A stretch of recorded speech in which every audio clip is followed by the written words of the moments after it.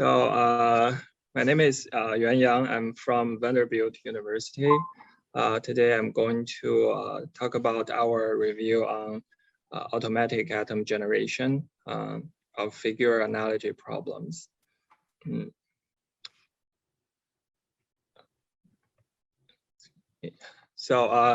First, let me give you some example of figure analogy problems. As you can see, they come in different formats. For example, they can be in 2x2 or 3x3 matrices, or they can also be in pairs or sequences. And they are often presented as multiple choice problems. Here, by automatic atom generation, we mean computer programs or algorithms that we can use to automatically generate these atoms. Figure analogy problems were first used in human intelligence tests.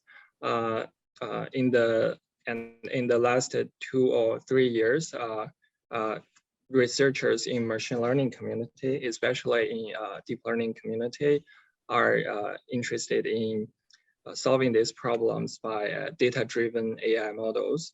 So this creates a huge demand for these problems, and this is where AIG technique comes in.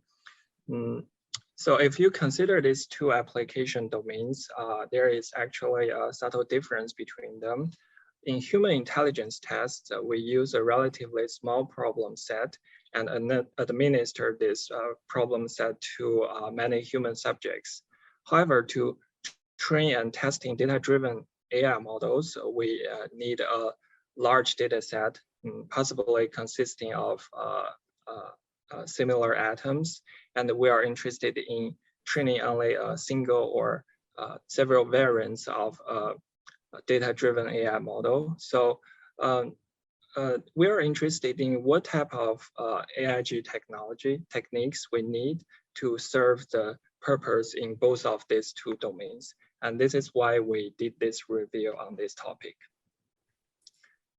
This is how AIG has been done in human intelligence tests. It usually starts with some existing tests and cognitive models that solve these tests. And after iterations of generating the atom, evaluating the response, and calibrating the models, the final output would be some stimulus features and the psychometric models. In our work, we are focused on what stimulus features we need to consider and how we can generate figure analogy problems using these features. So automatic atom generation of figure analogy problems has usually been considered in 4 dimensions. The first dimension is geometric attributes, such as shape, size, color, and orientation. The second dimension is variation rules. This controls how geometric attributes vary in this analogy. And the third dimension, analogy formats, as we mentioned at the beginning, the analogy can be arranged in matrices, pairs, or sequences. The analogy can be between columns or rows, and they can even be between graph structures. And last but not least, perception organization. This represents how choices we made in the first 3 dimensions are integrated to render the final image of the problem. So we here manually created some example to demonstrate the variation rules and perception organizations. For example, the simplest rule we can have identity, which does not change anything at all. And we can also do addition and subtraction and other set operations on geometric attributes, as shown in this figure. As for perception organization, we can use separate geometric objects for different attributes, or we can use the same geometric object for different attributes. And we can also use different parts of the same geometric object for different attributes. This is what I mean by perception organization, but it's only one aspect of perception organization.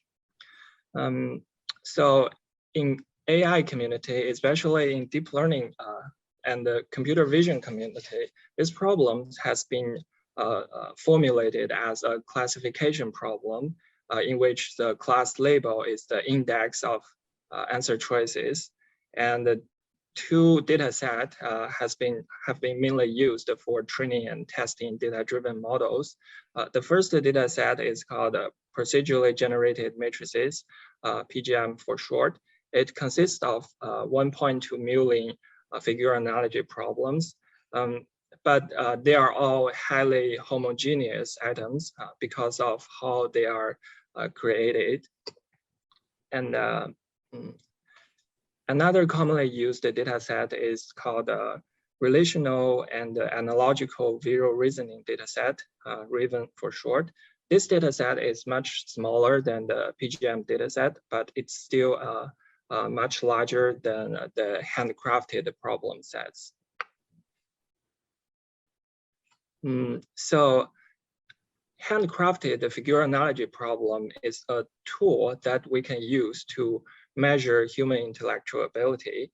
The goal of applying figure analogy problem on AI models was originally to show that these AI models have some same kind of ability, but if we compare these two applications in their context, it's still hard for us to say that if an AI model can solve this data set with a very high accuracy, then it has an analogical ability or abstract reasoning ability. Because if you compare them, the handcrafted problem set are small but very diverse and administered to a very large population of human subjects. So in this precise, on one hand, human subjects are measured by this problem set. On the other hand, the problem set itself is also verified by this large population. So on the contrary, the data set to training for training and testing AI models are large, but having almost homogeneously atoms, and only tested on very few computational data-driven AI models compared to the large population in human intelligence test.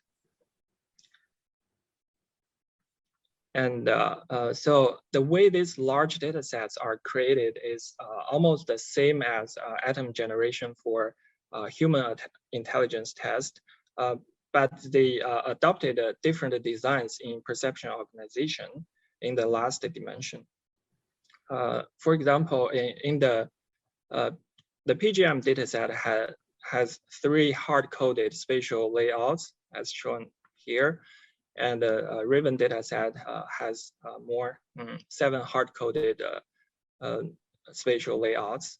So this is not because perception organization is not important, but because perception organization is very hard to define. In particular, it's because first, it involves how to integrate the choices of geometric elements, variation rules, and analogy formats. Second, it also involves Gestalt grouping and mapping of elements using Gestalt principles, such as proximity, similarity, and continuity. And last, the most important reason, I think it's dependence on other factors and the context. For example, yeah, this is my favorite example. If you are given this figure, how do you interpret its perception organization? Possibly by Gestalt principle of continuity, you will interpret it as 2 triangles, one over the other, or other possible shapes you are familiar with. However, if you put this figure into different analogy contexts, you may have different interpretations of its perceptual organization. For example, here we use the proportional form of analogy. A is to B as C is to D, and in which the first figure is the same. So in the first analogy, we have three. We need to interpret it as two triangles. In the second analogy, we need to interpret it as the centerpiece and several peripheral pieces. In the third analogy, we can interpret the same figure as several diamonds stacking together. So other issues we need to consider for generating figure analogy problems is how, for example, how do we make sure that these AI models are learning the concept of analogy rather than learning some irrelevant statistical regularity. For example, the Raven dataset original Raven dataset can also be solved by considering the relational structure of the answer choices instead of the matrices. And the other issue we can consider is that there is not too much joint force for human intelligence and machine intelligence. In fact, they are not even in the same track, because on one hand, human subjects solve the human tests very well, but not very well on the data set generated for training machines. On the other hand, the machine did well on machine tests, but failed most human intelligent tests because there is simply not enough data for it to train and to further handle the diversity or flexibility for the figure analogy problems in human intelligence tests. So this makes it wrap it up. Yeah, this is the last one. So this makes it hard to compare and set the goal for developing AI models solving this important problem. And the researchers have already proposed the concepts such as universal psychometric to refer to metrics that are applicable to both human and machine. We've got a question from Ken Forbes, and you want to ask it, Ken? Sure. So one of the things that you mentioned is that psychometrics is trying to find out, are these items going to actually measure the properties that I want, right? Yeah. And so they have models about, this is what I'm trying to get at with these test items. And so you can do an item analysis that says this actually correlates well with expertise, or sadly negative with expertise. So in your generation process, do you also produce warrants or explanations or stories about, I'm generating this example, the intent is it's going to measure this property of reasoning?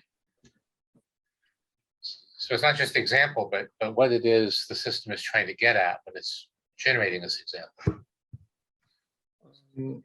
Yeah, I'm reading your question in the Slack channel so that I can understand it better.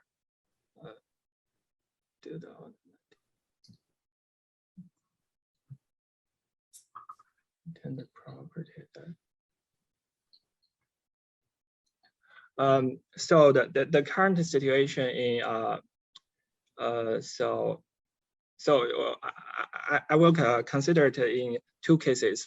First, in the automatic atom generation for human intelligence tests, they do consider the properties of these atoms, but in the atom generation for training AI and training data-driven models, AI models, they kind of abandon this the psychometric set of atom generation. Right, but if you put it back, you might actually do better. Yeah, exactly. And this is what we are working on. We're considering how we can control it in this, like in this precise, because it's the subject we want to test is kind of different. And the problem is that, so as you can see in this figure, in